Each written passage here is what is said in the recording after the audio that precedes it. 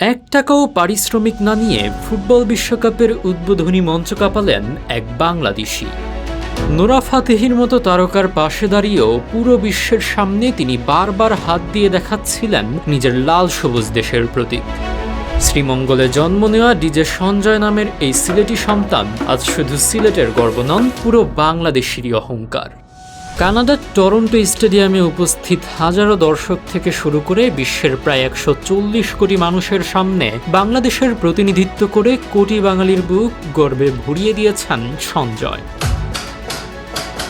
শুধু সঞ্জয় নন, 2026 বিশ্বকাপের এই বিশাল আয়োজনে শাকিরা, কেটি পেরি কিংবা নোরা ফাতেহির মতো বিশ্ব তারকারাও বিনা পারিশ্রমিকে পারফর্ম করেছেন। এমন তথ্যই উঠে এসেছে ভারতীয় সংবাদ মাধ্যম ফিনান্সিয়াল এক্সপ্রেসের এক প্রতিবেদনে। মূলত এবার সুপার বোল মডেল অনুসরণ করছে ফিফা, যেখানে বিশ্বজোড়া বিপুল দর্শকের সামনে পারফর্ম করার অভাবনীয় সুযোগকেই সবচেয়ে বড় প্রাপ্তি হিসেবে দেখছেন শিল্পীরা।